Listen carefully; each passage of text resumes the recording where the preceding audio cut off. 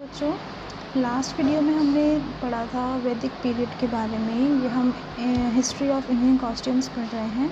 इससे लास्ट हमने Indus valley civilisation और वैदिक पीरियड के बारे में पढ़ा है। आज हम देखेंगे प्री मॉडर्न एरा और मॉडर्न एरा, ये क्या होते हैं। भले ही विद्वान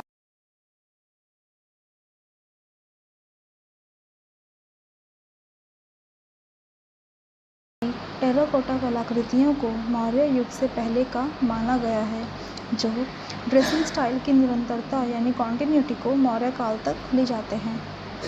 बहुत सारे आर्कियोलॉजिकल एविडेंस पर जो मिले हैं हमें उस पर बहस हुई है कि कौन सी एविडेंस मौर्य एरा का है, कौन सा उससे पहले का है।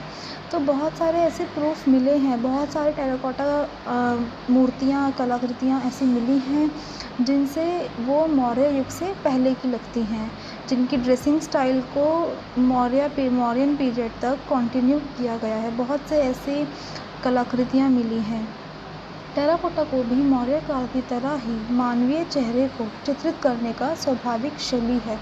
टेराकोटा भी एक तरह का आपकी स्टैचूज़ होते हैं जिसमें हम ह्यूमन फेसेस, मानवीय चेहरों को चित्रित करते हैं। टेराकोटा भी वही है। मौर्य काल के पूर्व सिंधु कलाओं की कॉन्टिन्यूएशन के साथ विस्तृत हेड ड्रेस यानी इलैबोरेटेड हेड ड्रेसेस, जो बहुत बड़े बड़े सर पे पहने होते हैं मुकुट, और शंखाकार टोपी यानी कॉनिकल हैट्स को दर्शाती है। जो मौर्यन पीरियड था, उनकी जो पूर्व सिंधु कलाएं हैं, उनमें उनकी कॉन्टिन्यूएशन के साथ साथ मौर्यन पीरियड में भी विस्तृत हेड ड्रेस यानी बड़े बड़े सर पर मुकुट पहने हुए हैं लोगों, उन स्टैचूज़ ने कॉनिकल हैट्स पहनी हुई हैं। 4वीं शताब्दी ईसा पूर्व में पाज़रिक से निकली हुई कांसे झुंझुने के दर्प यानी ब्रोंज रैटलिंग मिरर को भी भारतीयों को विशिष्ट भारतीय शास्त्रीय कपड़ों जैसे कि धोती लपेट और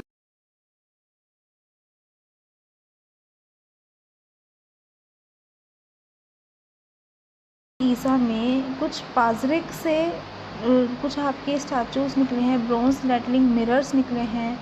उसमें जो इंडियंस हैं, इंडियंस की जो कल्चरल ड्रेस है यानी शास्त्रीय जो इंडियंस के कपड़े हैं, शास्त्रीय कपड़ों में आपकी धोती आती है और टंग फिटिंग वाली आधी बाह की कमीज, ऐसे कपड़े पहने देखा गया है उन स्कल्पचर्स में। भारतीय ड्रेसिंग का अन्य पूर्व मौर्य पूर्वात्विक साक्ष्य सौराष्ट्र जनपद के सिक्कों से प्राप्त होता है, जो भारतीय पूर्व मौर्यकालीन कलाओं में से एक है। इंडियन ड्रेसिंग के जो और एविडेंस मिले हैं, वो सौराष्ट्र जनपद के जो सिक्के यानी कॉइन्स जो मिले हैं सौराष्ट्र जनपद के, उनमें जो पिक्चर्स बनी हुई हैं, उनसे भी इंडियन ड्रेसिंग का सबूत मिला है कि किस तरह की ड्रेसिंग प्री मौर्यन पीरियड में चलती थी, किस तरह की प्री मौर्यन में कलाएं होती थी, जैसे जो भारतीय पूर्व मौर्यकालीन कलाओं में से एक है। जितने भी वहाँ के कला, अलग अलग तरह की कला जो मिली हैं एविडेंस में, वो सिक्के भी उन कलाओं में से ही एक है जो हमें सौराष्ट्र जनपद से मिले हैं। अब मौर्यन पीरियड हमारा क्या है। मौर्य राजवंश 322 से 185 ईसा पूर्व के दौरान सिले हुए महिला कपड़ों के शुरुआती प्रमाण मातृ देवी की मूर्ति से उपलब्ध हैं। एक मातृ देवी यानी मदर गॉडेस की एक मूर्ति एक एविडेंस के रूप में मिली है। उससे ये पता लगता है कि उस टाइम पर वुमेन्स ने सिले हुए कपड़े, थोड़े बहुत सिले हुए कपड़े पहनने शुरू कर दिए थे, क्योंकि देवी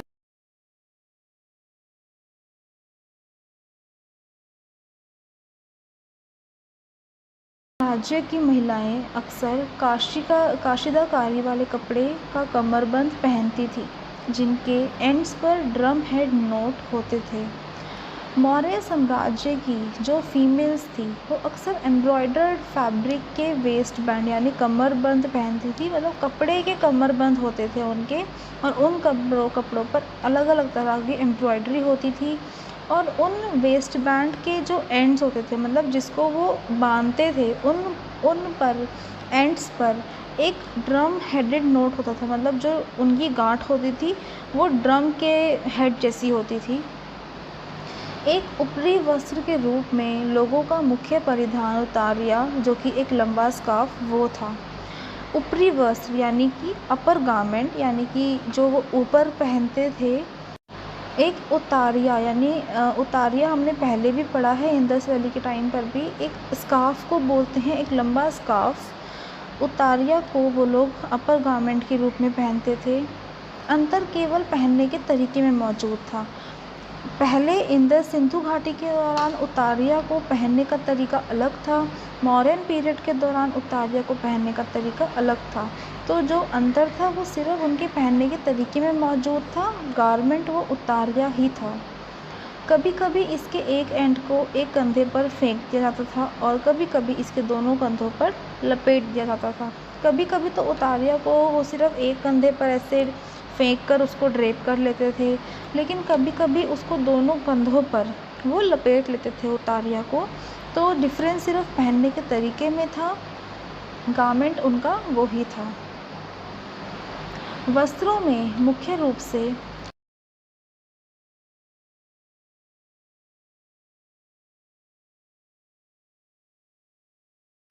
जो वो लोग गारमेंट्स पहनते हैं उनके जो फैब्रिक्स होते थे वो अक्सर कपास यानी कॉटन के कपड़े होते थे, रेशम यानी सिल्क के कपड़े होते थे, लिनन के कपड़े होते थे, ऊन वूल के भी वो लोग कपड़े पहनते थे विंटर्स के टाइम पर, मलमल यानी मसलिन के कपड़े होते थे। इस तरह के फैब्रिक्स का, इस तरह के फाइबर्स का वो लोग यूज़ करते थे।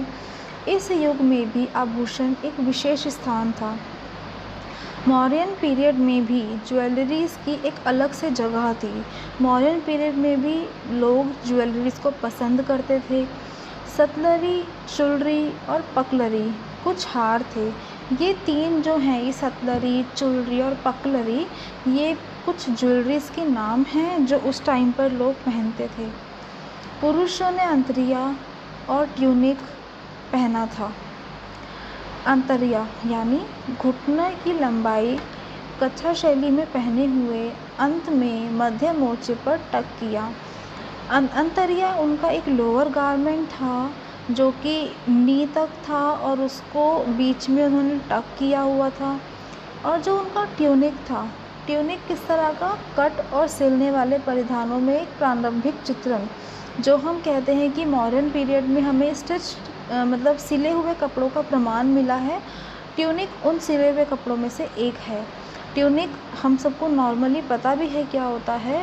वैसे ट्यूनिक एक कपड़े को काट कर उसको सिलते हैं, उसका एक प्रारंभिक चित्रण वहाँ से हमें मॉडर्न पीरियड से मिला है। इसमें छोटी आस्तीन और राउंड नेक के साथ फुल फ्रंट ओपनिंग है। इसकी जो एक पिक्चर सबूत के रूप में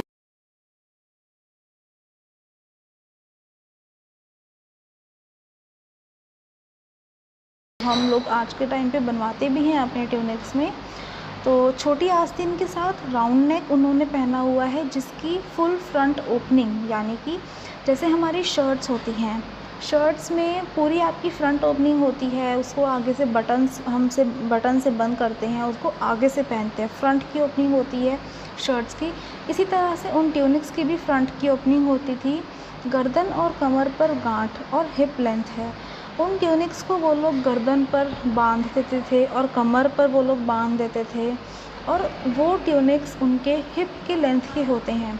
आप लोगों ने देखा होगा जो नवरात्रि स्टाइल के जो मेंस गारमेंट होते हैं वो सिर्फ गर्दन पर बंधे हुए होते हैं और कमर पर बंधे हुए होते हैं। तो इस तरह की ही एक इमेज वहाँ से मिलती है, जो कि हिप लेंथ तक उनके ट्यूनिक की लेंथ होती थी।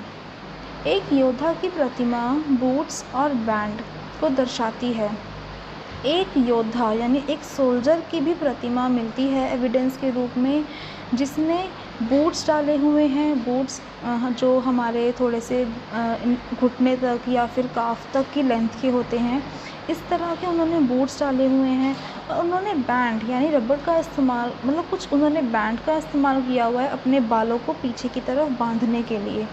तो जो सोल्जर की हमें एविडेंस मिला है, जो प्रतिमा मिली है सोल्जर की, योद्धा की, वो बूट्स और छोटे बालों को पीछे की तरफ बांधने के लिए बैंड को दर्शाती है। ये कुछ स्कल्पचर्स हैं जो हमें वहाँ से मौर्यन पीरियड के लिए एविडेंस के रूप में मिले हैं। जो सबसे पहला स्कल्पचर है आपका, ये एक धोती रैप और इलेबोरेटेड नेकलेस है। इसमें जो लोअर गारमेंट है वो एक धोती की तरह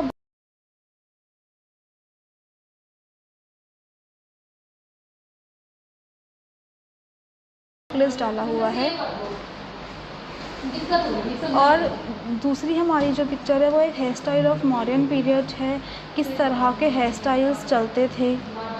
थर्ड हमारी पिक्चर कॉनिकल हैट है, जो उस टाइम पर कॉनिकल हैट डालते थे। और हमारा ये स्टिच्ड गारमेंट है फोर्थ पिक्चर में, इसमें इसने ट्यूनिक डाला हुआ है जो कि एक स्टिच्ड गारमेंट है।